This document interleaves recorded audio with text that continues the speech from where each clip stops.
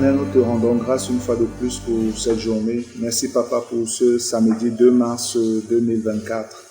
Merci de nous rassembler encore en ce lieu afin, Père, de nous instruire selon ta volonté. Nous prions, Papa, afin que tu daignes nous conduire dans toute la vérité de cette somme eschatologique, Seigneur, que tu nous as révélée. Et tu voulais que nous partageons davantage ces choses afin que notre foi soit affermie, Seigneur, sur tes promesses et sur l'espérance vivante qu'est la nôtre en Jésus-Christ. Reçois donc l'honneur, la louange et la gloire, Seigneur, pour toutes les choses que tu vas encore nous donner de comprendre ce soir. Merci, Seigneur, de nous révéler ce qu'on ne connaissait pas. Merci de nous donner de voir ce qu'on ne voyait pas, de nous donner de comprendre ce qu'on ne comprenait pas. Dispose favorablement nos cœurs, Seigneur, afin que par la lumière de ton esprit, nous soyons éclairés sur toutes ces choses et que l'honneur, la louange et la gloire te reviennent au nom béni de Jésus-Christ. Amen. Gloire à Dieu. Ok, frères, aujourd'hui, comme la dernière fois, si je me trompe, nous allons étudier 3 psaumes qui, en fait, sont des psaumes qui s'enchaînent. Ce sont des psaumes qui s'enchaînent. Et ils révèlent presque la même chose. Ils révèlent un peu le pourquoi du jugement de Dieu sur certains et le pourquoi du non-jugement de Dieu, ou alors de la miséricorde ou d'intervention de Dieu sur d'autres personnes. Et ici, c'est très, très important parce que le Seigneur commence par nous révéler le pourquoi de son jugement sur l'Antichrist. Et par la suite, il nous présente aussi le pourquoi de son jugement sur les nations et pourquoi Israël va finir par avoir sa faveur. Voilà un peu la division de ces psaumes-là. Et c'est le psaume 52, le psaume 53 et le psaume 54. Le psaume 52 nous présente la nature même de l'Antichrist. Le psaume 53 nous présente l'état de cœur des nations qui se rébelleront et se soulèveront contre la volonté de Dieu. Et le psaume 54 nous donne de voir la repentance d'Israël vis-à-vis de son Dieu et sa demande de secours. Amen. Et c'est pas des longs psaumes, donc ça va pas être très bon. J'espère que ça va pas être très long parce que comme voilà, je le dis parfois, pendant qu'on partage, le Saint-Esprit peut attirer, nous balader sur d'autres passages qui peuvent davantage aider à mieux comprendre certaines choses. Gloire à Dieu. Donc on va commencer rapidement par le psaume 52. Psaume 52, verset 1. Au chef des chantres, cantique de David. À l'occasion du rapport que Doeg, l'Édomite, vint faire à Saül, en lui disant, David s'est rendu dans la maison d'Akhi-Mélec. En fait, ce qui m'a davantage frappé ici, c'est que il y a des choses que nous lisons dans les Écritures et qui peuvent sembler une histoire sur laquelle, bon, c'est un événement dans la vie qui est arrivé et puis on passe. Mais j'ai été assez marqué de voir que vraiment, il y a des personnes qui sont comme des types dans la parole. Les actions qu'ils posent ont une implication imagée pour des événements même futurs. L'histoire, ce que nous présente le tableau introductif que le Saint-Esprit nous présente au verset 2.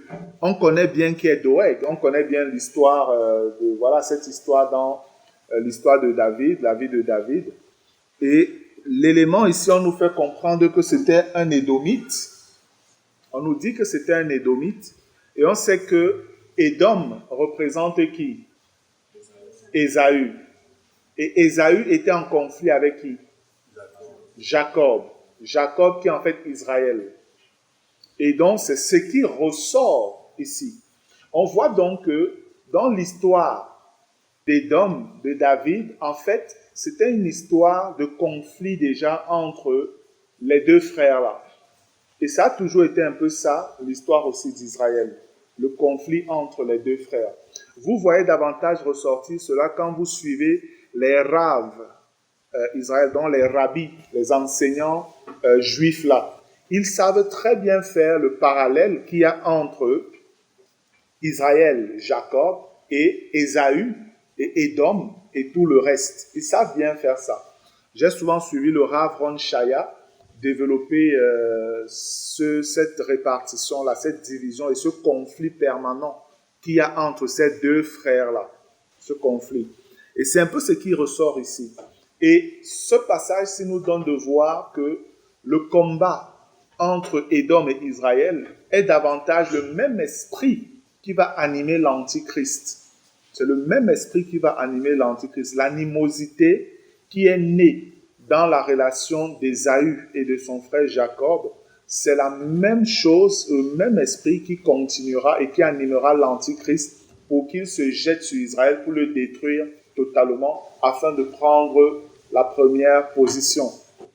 Lorsque nous regardons dans verset 3, « Pourquoi te glorifies-tu de ta méchanceté, tyran ?» Et on sait comment l'Antichrist sera, ce sera un tyran. « La bonté de Dieu subsiste toujours. Ta langue n'invente que malice. » Écoutez bien tous les qualificatifs, tout ce qu'on dit. « Comme un rasoir affilé, fourbe que tu es. » Donc, au travers de sa langue, il sait séduire, tromper, manipuler.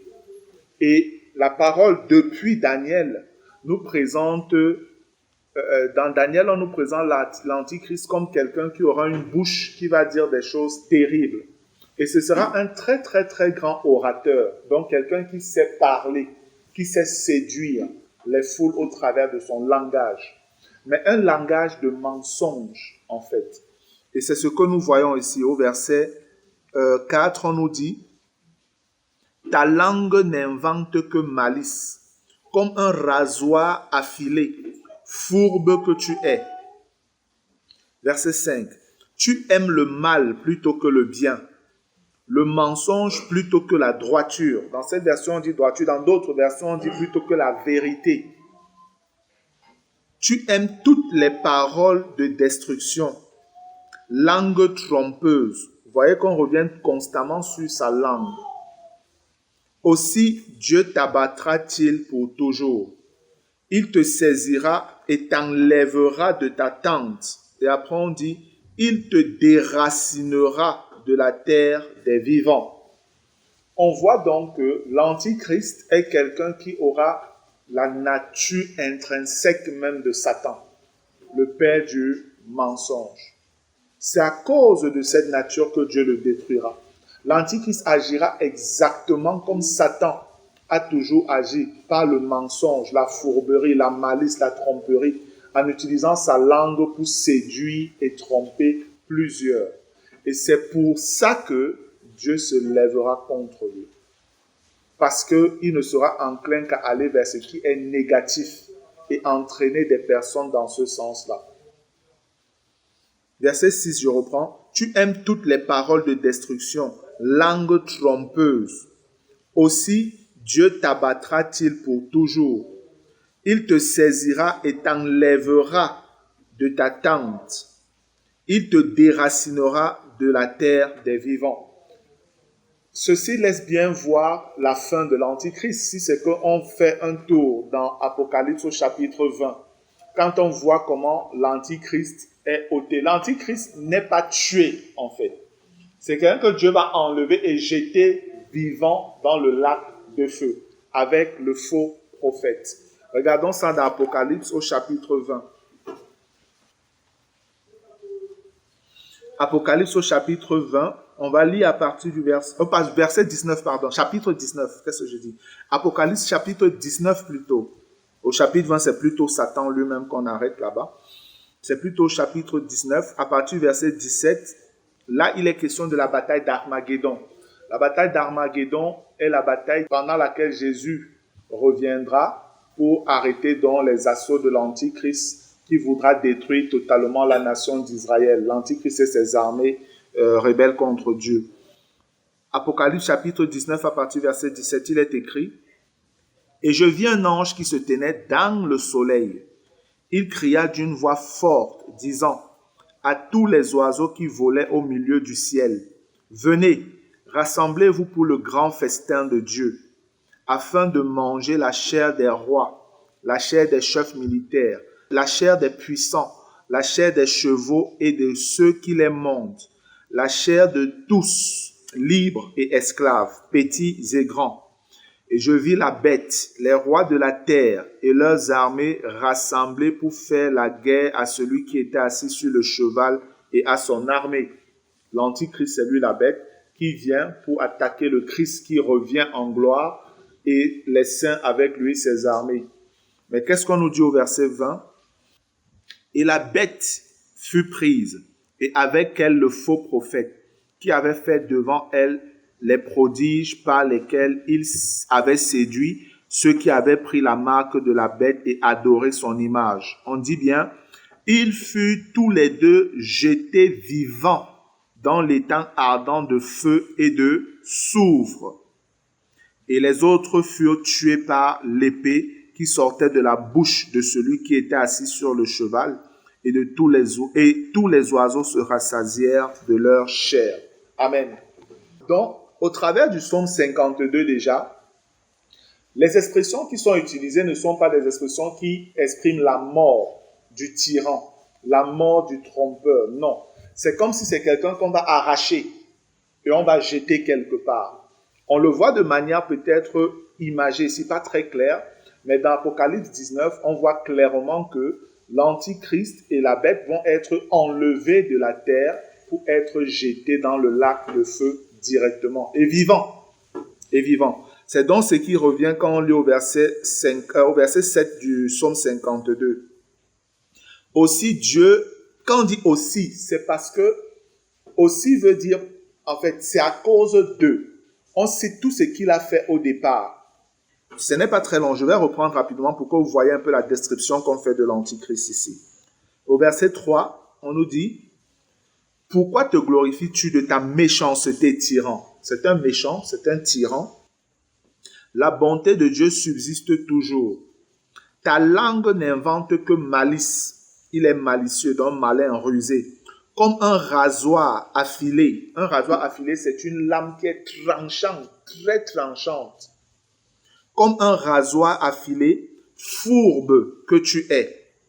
Tu aimes le mal plutôt que le bien, le mensonge plutôt que la vérité ou encore la droiture. Tu aimes toutes les paroles de destruction, langue trompeuse. Voilà tout ce qui est dit de l'Antichrist. Alors, parce que tu es comme ça, parce que ta nature c'est cela, Dieu t'abattra pour toujours. Il te saisira et t'enlèvera de ta tente. Donc, il va perdre son pouvoir, son autorité. Il te déracinera de la terre des vivants pour te balancer dans le lieu de mort, qui est le lac de feu. Amen.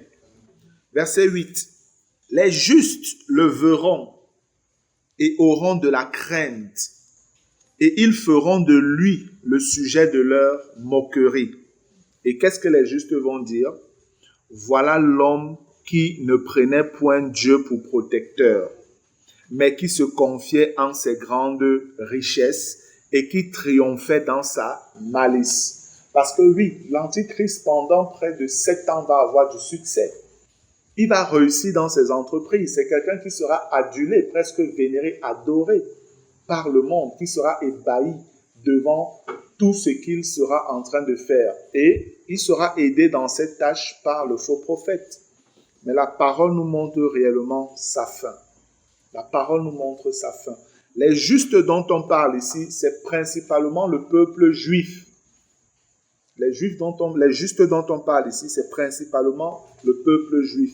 C'est davantage lorsque les juifs verront comment le Seigneur va traiter l'Antichrist, que la crainte de l'Éternel va retourner dans leur cœur véritablement, pour un grand nombre, du moins pour ceux qui seront encore vivants. C'est ainsi que la crainte de l'Éternel va rentrer dans leur cœur. Et la justice de Dieu sera désormais leur partage. Ils vont aimer la justice de Dieu. C'est pourquoi par la suite on dit, et ils feront de lui le sujet de leur moquerie. En fait, par cet acte-là, ils approuvent l'action que le Seigneur mène. Et ils peuvent parler comme ils font par la suite. Voilà l'homme qui ne prenait point Dieu pour protecteur. Ça veut dire que eux, ils ont fini par prendre Dieu pour protecteur. On le verra devant. mais qui se confiait en ses grandes richesses. Et on sait que pendant un temps, Israël s'est confié dans ses richesses, dans sa force, dans sa puissance, comme aujourd'hui on est en train de le voir. On a déjà parlé de ça. Israël compte sur ses alliés occidentaux qui sont riches, qui sont puissants pour s'en sortir. Et en agissant comme ça, en fait, ils agissent comme l'Antichrist lui-même agira. Et c'est pourquoi le jugement de Dieu sera sur eux. C'est pourquoi ils vont subir ce qu'ils vont subir. Mais quand ils vont se détourner de leur propre force et regarder à Dieu, alors le secours de l'Éternel leur sera accordé. Amen. Et qui triomphait dans sa malice. Et moi, je suis dans la maison de Dieu comme un olivier verdoyant. Je me confie dans la bonté de Dieu éternellement et à jamais. Je te louerai toujours parce que tu as agi. Et je veux espérer en ton nom parce qu'il est favorable en présence de tes fidèles. Amen. Ça, c'est la fin de l'Antichrist et les raisons pour lesquelles le Seigneur le jugera. C'est que c'est quelqu'un qui sera de la nature même de l'ennemi. Le mensonge sera sa base de fonctionnement. La tromperie sera la base de son fonctionnement. Et seuls ceux d'Israël qui reconnaîtront en Dieu leur secours et leur protecteur échapperont. Amen. Mais les nations qui vont accompagner l'Antichrist vont subir également le jugement et le courroux de Dieu. Parce qu'ils vont se laisser séduire et croiront au mensonge de l'Antichrist. C'est ce que nous voyons à partir du psaume 53. Psaume 53, verset 1. Au chef des chantres, sur la flûte, cantique de David. L'insensé dit en son cœur, il n'y a point de Dieu. Ils se sont corrompus, ils ont commis des iniquités abominables. Il n'en est aucun qui fasse le bien. Parce que l'Antichrist a réussi à les séduire et à leur faire croire que l'Éternel, le véritable Dieu, ce n'est qu'un mensonge. Ces gens vont finir par s'aligner derrière lui et croire qu'avec lui, ils peuvent maintenant dominer totalement le monde. Nimrod était un type de l'Antichrist. Vous connaissez Nimrod? La Bible parle de Nimrod. Dans quel livre? Genèse. Amen. Nimrod est celui qui était à la base de la construction de la tour de Babel. C'est lui en fait. Et on nous dit que c'est lui qui fut un des premiers vaillants devant l'Éternel, guerrier et tout ça, chasseur. Donc c'était quelqu'un de puissant. C'était quelqu'un de vraiment puissant, qui était craint, qui avait un certain charisme dans sa manière de faire. Nimrod était un type de l'Antichrist. Aujourd'hui, on parle du gouvernement mondial. En fait, Nimrod est le premier à vouloir établir un gouvernement mondial. C'est Nimrod le tout premier. Dieu dit, allez, remplissez la terre, dispersez-vous et tout. Nimrod lui dit, non, on va se rassembler, on va atteindre le ciel là par nos propres forces. Et c'est ainsi que l'Antichrist, c'est pourquoi aujourd'hui vous voyez les doctrines comme les doctrines du New Age, qui essayent de faire croire aux hommes qu'ils sont des dieux et qu'ils n'ont pas besoin de chercher Dieu en dehors de Dieu et en eux-mêmes. Et ils racontent beaucoup de fausses doctrines, beaucoup de fausses choses qui n'ont rien à voir avec la vérité. Malheureusement, les nations corrompues vont finir par accepter ce message. Et on voit bien ce qui va se produire par la suite. Je relis le verset 2. L'insensé dit en son cœur, il n'y a point de Dieu. S'il n'y a point de Dieu, vous-même vous devenez Dieu. S'il n'y a point de Dieu, c'est vous-même qui êtes Dieu. Et c'est ce que l'Antichrist va essayer de leur faire croire. Et en fait, il va réussir. Plusieurs vont accepter cela. Ils se sont corrompus. Ils ont commis des iniquités abominables. Parce que s'il n'y a plus Dieu, qu'est-ce qui t'arrête? S'il n'y a plus Dieu, rien ne t'arrête en fait. Tu peux te permettre de faire tout ce que tu veux. C'est pourquoi en fait les gens disent qu'ils sont athées. Ils ont besoin d'être athées. Regardez un athée et regardez sa vie. Il n'y a aucun athée qui a une vie morale exemplaire. Aucun, ça n'existe pas. Les athées, vous allez toujours voir, c'est des personnes qui ont une vie de débauche, une vie totalement bizarre. Ils ont besoin que Dieu soit mort pour faire ce qu'ils font et tuer leur conscience. C'est pourquoi ils disent nous sommes athées. Parce que si c'est qu'ils laissent leur conscience éveillée et croient qu'il y a un Dieu qui existe, ils sont jugés dans leur conscience. Et ce n'est même pas le fait de déclarer que tu es athée qui exclut que le Saint-Esprit pointe dans ta conscience. Mais pour eux, ils refusent d'accepter cela. Et c'est Pourquoi ils peuvent être engagés dans un ensemble de choses abominables? Abominables. Il n'en est aucun qui fasse le bien.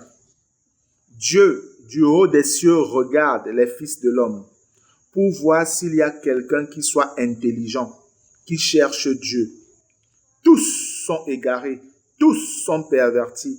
Il n'en est aucun qui fasse le bien, pas même un seul. Ceux qui commettent l'iniquité ont-ils perdu le sens? Ils dévorent mon peuple, ils le prennent pour nourriture, ils n'invoquent point Dieu. Amen. Le verset 5 permet de comprendre ce qui est dit un peu plus haut. Parce que lorsqu'on lit, on peut se dire, bon, tel que le Seigneur est en train de parler, il est en train de parler de toute l'humanité. Mais non, le Seigneur ne parle pas de l'humanité en général. Le Seigneur ici est en train de parler de ceux qui ont accepté la domination de l'Antichrist. Et cela, ce sera une grande partie des nations. C'est pourquoi le Seigneur parle tel qu'il est en train de parler. Remarquez que ce sont les paroles que l'apôtre Paul, inspiré par le Saint-Esprit, cite dans Romains au chapitre 3. Et là, Paul est en train de montrer que les nations, comme les Juifs, sont tous corrompus. Et la suite montre que Dieu offre la grâce aux hommes pour le salut gratuitement. Gratuitement. Mais ici, ce qu'on nous présente, c'est qu'il y a des personnes qui ont dit Dieu est mort. Dieu n'existe pas. Et Dieu dit ceux-là ont totalement fermé leur conscience aux actions que Dieu pouvait poser pour les aider. Totalement. Mais après, Dieu parle encore de son peuple. Ça veut dire que sur la terre, ce n'est pas tout le monde qui l'a rejeté. Amen. Il y a un peuple qui Dieu reconnaît être le sien. Et ici, dans ce contexte, il est question d'Israël. Il est question d'Israël ici. C'est pourquoi nous voyons par la suite, on nous dit au verset, prenons le verset 4 encore, Psaume 53, verset 4. Tous sont égarés, tous sont pervertis. Il n'en est aucun qui fasse le bien, pas même un seul. Verset 5.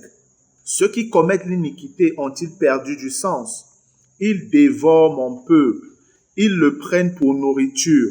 Ils n'invoquent point Dieu. Ici, ça montre simplement le massacre que subira Israël pendant que l'Antichrist va se jeter contre eux, après qu'Israël aura refusé de le reconnaître comme Dieu.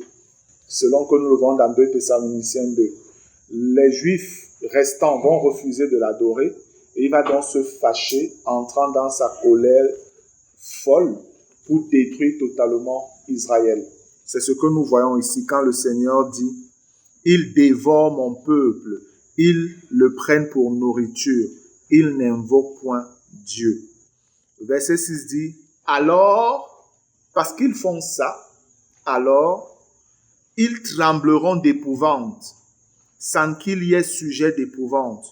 Dieu dispersera les eaux de ceux qui campent contre toi. Tu les confondras car Dieu les a rejetés. » Ici, on voit bien qu'il y aura un camp contre Israël.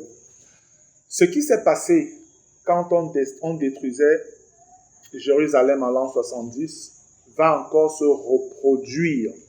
Ça va encore se reproduire. Les Juifs vont être mis à l'étroit de manière à ce qu'ils ne recevront plus aucune aide. Ils seront vraiment à l'étroit. Quand le Seigneur dit ici, tu les confondras sans qu'il... Verset 6. Alors ils trembleront d'épouvante, sans qu'il y ait sujet d'épouvante. Dieu dispersera les eaux de ceux qui campent contre toi. Parce qu'ils vont entourer Israël, et Israël ne pourra aller ni à gauche, ni à droite, ni devant, ni derrière. Ils vont vraiment faire un siège, comme on l'appelle, de manière à ce que Israël sera simplement acculé pour être totalement détruit. Et des choses terribles se passeront encore en Israël pendant ce temps, même parmi les Juifs.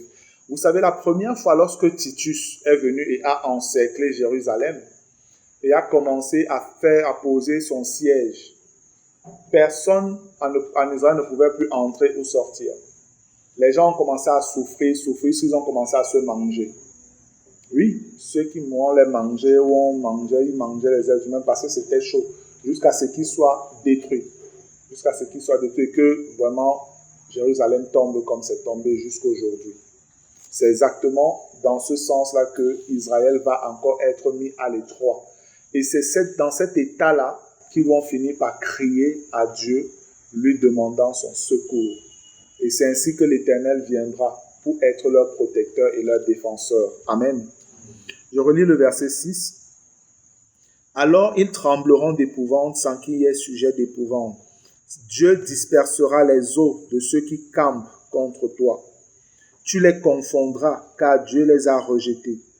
Lorsque je lis ça, ça me renvoie directement à Zacharie, qui donne de comprendre comment Israël, quand le Messie va revenir dans Zacharie 14, Israël va se relever et aura une force nouvelle pour maintenant combattre ceux qui étaient là pour les détruire. C'est en fait ce que le Seigneur décrit ici. Eux qui étaient presque comme totalement vaincus, avec le secours de l'Éternel, Israël reprendra de l'ascendance dans la bataille. Amen.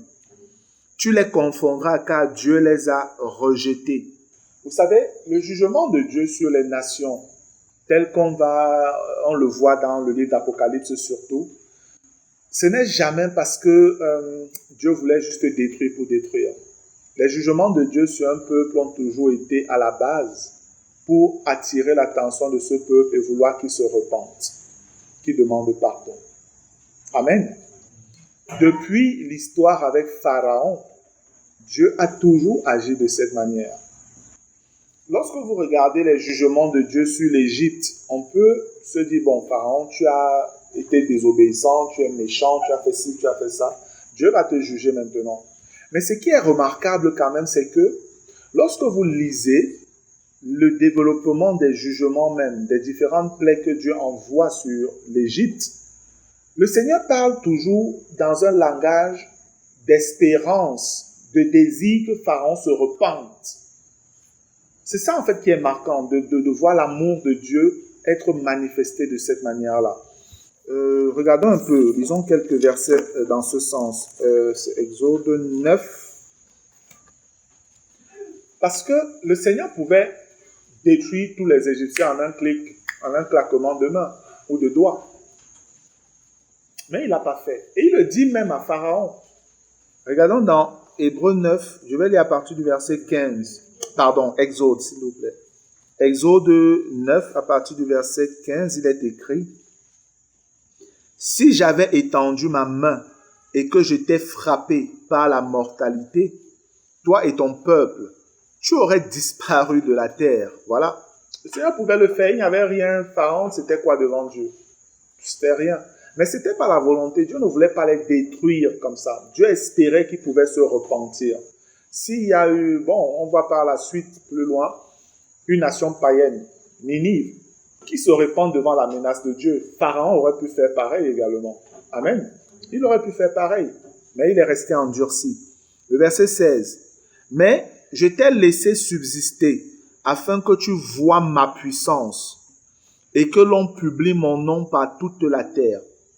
Si tu t'élèves encore contre mon peuple, et si tu ne le laisses point aller, voici, je ferai pleuvoir demain à cette heure une grêle tellement forte qu'il n'y en a point eu de semblable en Égypte depuis le jour où elle a été fondée jusqu'à présent. » Le Seigneur utilise un langage qui est proche de celui de Matthieu 24 ou de Daniel 12 pour faire comprendre que quelque chose va se passer en Égypte là, qu'il n'y a jamais eu depuis que l'Égypte existe. Comme Dieu peut dire que voilà, il y aura des moments terribles sur la terre comme il n'y en a jamais eu et comme il n'y en aura plus jamais.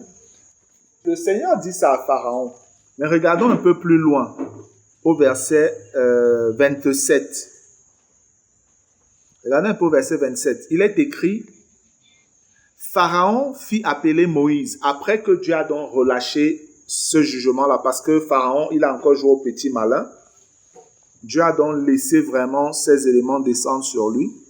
Verset 27, Pharaon fit appeler Moïse et Aaron et leur dit, « Cette fois j'ai péché, c'est l'Éternel qui est le juste, et moi et mon peuple, nous sommes les coupables. » Regardez ce qu'il dit. C'est bien ça. Amen. Ça veut dire qu'il avait une conscience qui pouvait comprendre ça. Mais il était rebelle, têtu. Il était têtu. Parce que la grosse gloire qu'ils ont toujours eue en Égypte, le gars pensait qu'il était devenu Dieu. Puisqu'on l'adorait aussi comme Dieu, les pharaons les adoraient comme des dieux. Verset 28. Après, il dit, priez l'Éternel pour qu'il n'y ait plus de coups de tonnerre ni de grêle, et je vous laisserai aller, et l'on ne vous retiendra plus. Moïse lui dit, quand je sortirai de la ville, je lèverai mes mains vers l'Éternel, les coups de tonnerre cesseront, et il n'y aura plus de grêle, afin que tu saches que la terre est à l'Éternel. Amen. Pharaon, c'est pas parce que tu es puissant, c'est pas parce que quand la terre a faim, elle vient se ravitailler en Égypte, que tu penses que c'est toi le Dieu de la terre. Non, c'est l'Éternel qui est le Dieu de la terre. La terre lui appartient. Amen. Mais regardez ce qu'on dit au verset 30. Mais je sais que toi et tes serviteurs, vous ne craindrez pas encore l'Éternel Dieu. Amen. Donc même la confession qu'il a faite là, c'était sous le coup de la douleur, la pression et tout. C'est pas parce que son cœur était converti. C'est pas parce que son cœur était converti.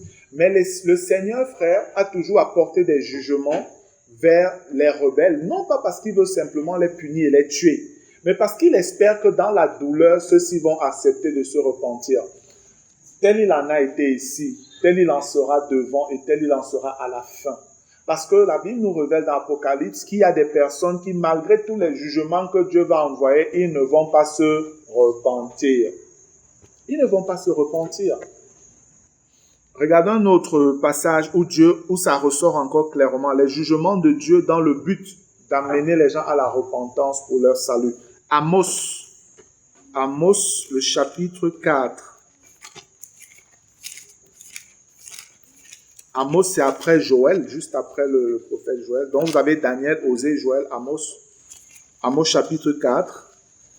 Amos, chapitre 4. Je vais lire à partir du verset 4. Il est écrit, « Allez à Bethel et péchez. Allez à Gilgal et péchez davantage. » Ici, en fait, le Seigneur est en train de parler à un peuple religieux. Des gens qui vont dans des lieux significatifs sur le plan spirituel, mais qui, par leur vie, déshonorent même ces lieux-là. Bethel, c'est la maison du pain. C'est la maison du pain, ça signifie maison du pain. Gilgal, c'était le signe de la circoncision qui représentait encore l'action de la croix. Et Dieu dit, vous avez toutes ces vérités-là, mais vous êtes toujours dans le péché. Allez à Bethel et péchez. Allez à Gilgal et péchez davantage. Offrez vos sacrifices chaque matin et vos dîmes tous les 3 jours.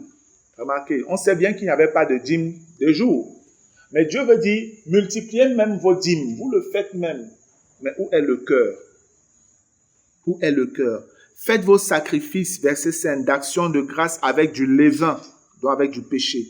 Proclamez, publiez vos offrandes volontaires, alors qu'il devrait le faire vraiment en cachette, dans l'humilité.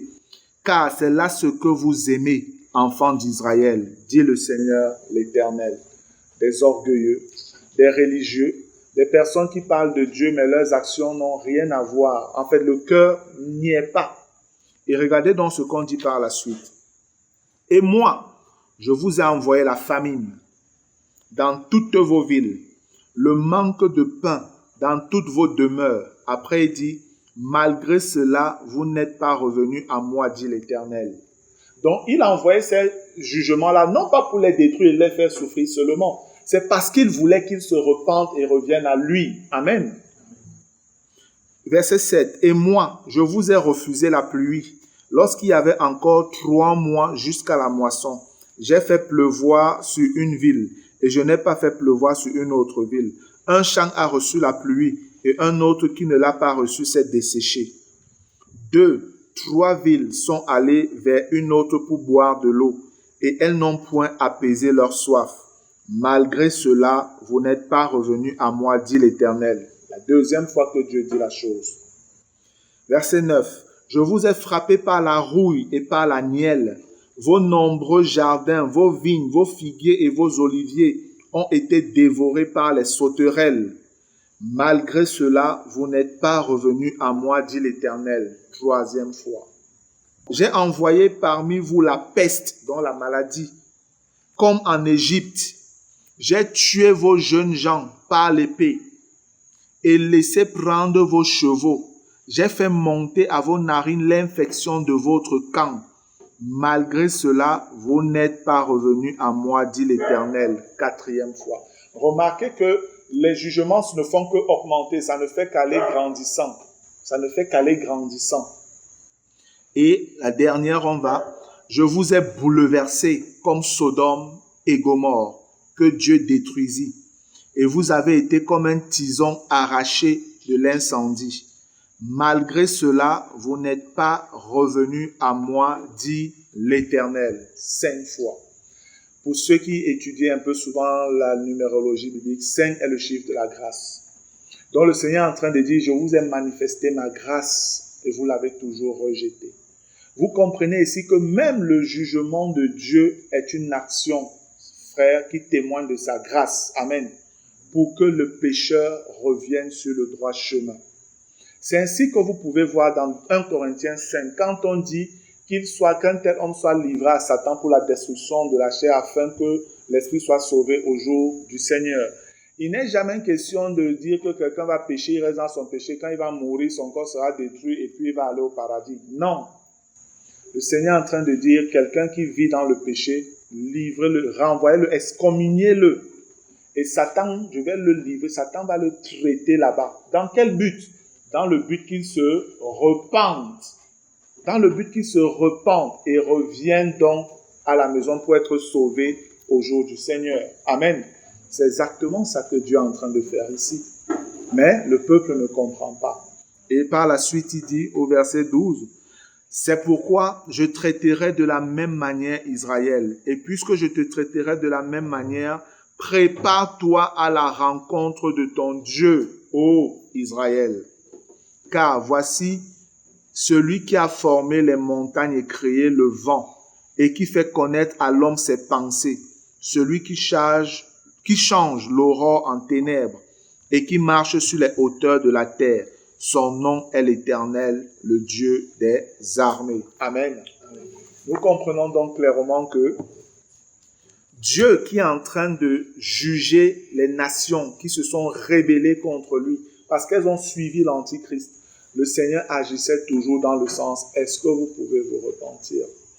Mais la vérité, c'est que plusieurs seront totalement corrompus, auront même pris la marque. Les gens seront dans un état totalement de trou. Mais nous savons aussi, selon Apocalypse 7, que ce n'est pas tous les hommes qui seront sur la terre qui prendront la marque. Amen. Il y en a qui refuseront. Peut-être justement devant les différents jugements qu'ils vont subir, ils vont comprendre qu'il y a un Dieu auquel il faut croire. Et nous savons qu'il y aura aussi, on a déjà vu ça, un évangile éternel qui sera annoncé par un ange. Il y a aussi le ministère des 2 témoins qui sera donné à Israël. Et ces Juifs, il y en a qui vont croire. Et c'est au travers de cela que l'éveil pourra revenir dans ce peuple, afin qu'ils puissent crier au Messie, reconnaître Jésus comme le Sauveur. Amen. Verset 7 du psaume 53. « Oh, qui fera partir de Sion la délivrance d'Israël, quand Dieu ramènera les captifs de son peuple, Jacob sera dans l'allégresse, Israël se réjouira. » Ici, véritablement, on fait un bond où la victoire de l'Éternel est accomplie et il est temps de ramener tous ceux qui étaient partis au début de la grande tribulation, comme on le voit dans Matthieu chapitre 24 à partir du verset 15. Lorsque le Seigneur dit « ceux qui seront dans les champs qui ne rentrent pas », c'était en fait la fuite que Dieu demandait au peuple de faire. C'est un peu comme si Dieu remet encore, même pas comme si, c'est exactement ça. Le Seigneur remet Israël dans une position où elle a d'abord refusé d'obéir à Dieu. Parce que Jésus avait annoncé dans Luc, précisément, c'est dans Luc que le Seigneur parle de la destruction de Jérusalem. Dans Matthieu, tel que le Seigneur s'exprime, il est plutôt en train de parler de la deuxième qui se fera dans l'avenir. Mais dans Luc, il parle de ce qui allait arriver proche. Là, en fait, les Juifs ont refusé d'écouter quand les chrétiens juifs, leurs frères, leur disaient « partons, fuyons ».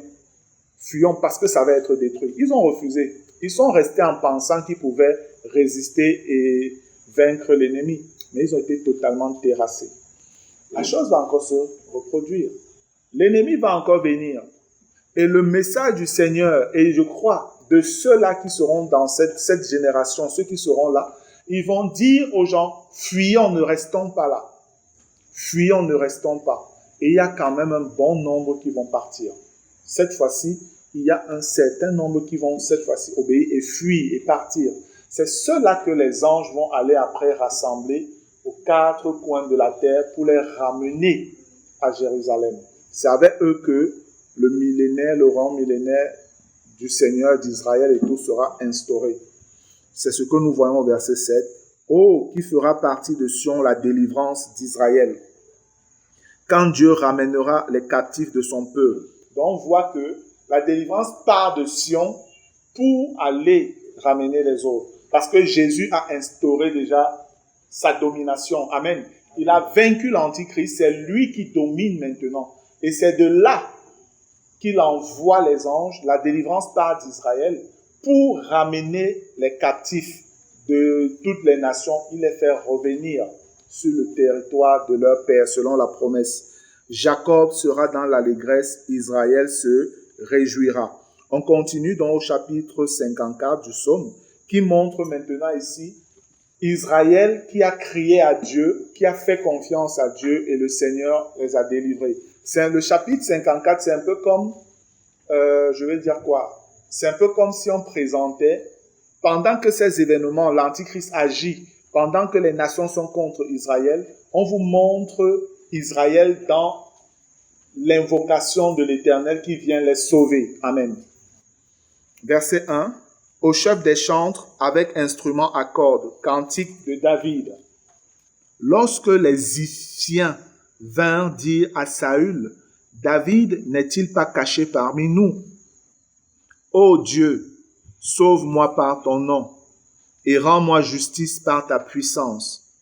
Ô Dieu, écoute ma prière, prête l'oreille aux paroles de ma bouche, car des étrangers se sont levés contre moi. Des hommes violents en veulent à ma vie. Ils ne portent pas leur pensée sur Dieu, puisque l'insensé dit Dieu n'existe pas. Verset 6. Voici, Dieu est mon secours. Le Seigneur est le soutien de mon âme. Le mal retombera sur mes adversaires. Réduis-les au silence dans ta fidélité. Je t'offrirai de bon cœur des sacrifices.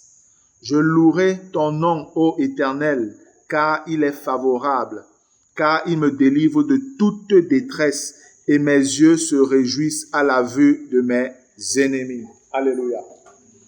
Voilà un pan que le Seigneur nous révèle encore concernant les événements de la fin. On nous montre un peu ici la nature même de l'Antichrist qui sera animé par un esprit puissant de mensonge, de séduction, de tromperie. Et c'est au travers de ça qu'on voit au psaume 53, il va séduire les nations jusqu'à arriver à leur faire croire que Dieu n'existe pas. Et ces nations vont porter leur confiance à ce monsieur parce que selon tous les autres passages qu'on a déjà vus, l'Antichrist mettra davantage son assurance dans sa puissance, dans sa sagesse, dans ses richesses, dans tout ce qu'il pourra offrir de matériel aux hommes. Dans tout ce qu'il pourra offrir de matériel aux hommes. Et les hommes vont tomber derrière lui aveuglement, alors que c'est le séducteur. Mais Israël, le reste d'Israël qui sera à l'étroit, prêt à être totalement détruit, se souviendra donc du Seigneur et criera à lui, comme on a vu dans le psaume 54, pour implorer son secours, pour implorer sa délivrance. Et Dieu agira en leur faveur. Encore pour glorifier son nom, parce qu'il faut bien que les promesses qu'il a faites à Abraham, à Isaac, à Jacob et à David s'accomplissent. Amen. Il faut que cela s'accomplisse. Gloire à Dieu. Ok frères, voilà les quelques points qu'on pourrait dire sur ces psaumes eschatologiques. Il y a encore quelques-uns qu'on verra dans les prochaines semaines. Ce n'est plus beaucoup, c'est plus beaucoup. Mais voilà, ce sont des choses qui restent toujours intéressantes pour davantage nous fortifier, nous encourager et nous donner de persévérer en ayant les yeux sur cette espérance glorieuse qui est la nôtre. Gloire à Dieu. Je vais prier. Père éternel, nous te rendons grâce encore pour ce moment de partage. Merci encore pour ce pan, Seigneur, de l'avenir que tu ouvres à nos yeux, que tu nous révèles par ton esprit à nos esprits, Seigneur. Nous voulons te dire merci pour la cohérence de ta parole éternelle. Merci pour la vérité que tu révèles, Seigneur, à nos cœurs. Merci, Seigneur, parce que tu nous donnes de percevoir des choses du passé, du présent et de l'avenir avec exactitude. Et ce qui témoigne que nous avons fait le bon choix en acceptant, Seigneur, ton offre de grâce. Nous ne voulons pas être de ceux-là qui s'endurcissent, Seigneur, devant ta bonté, devant ton amour. Mais nous voulons être de ceux qui se laissent convaincre, Seigneur, et qui croient de tout leur cœur, avec sincérité et honnêteté. Et nous prions que tu nous gardes en toi, ô Dieu, au nom béni de Jésus-Christ. Amen. Gloire à Dieu.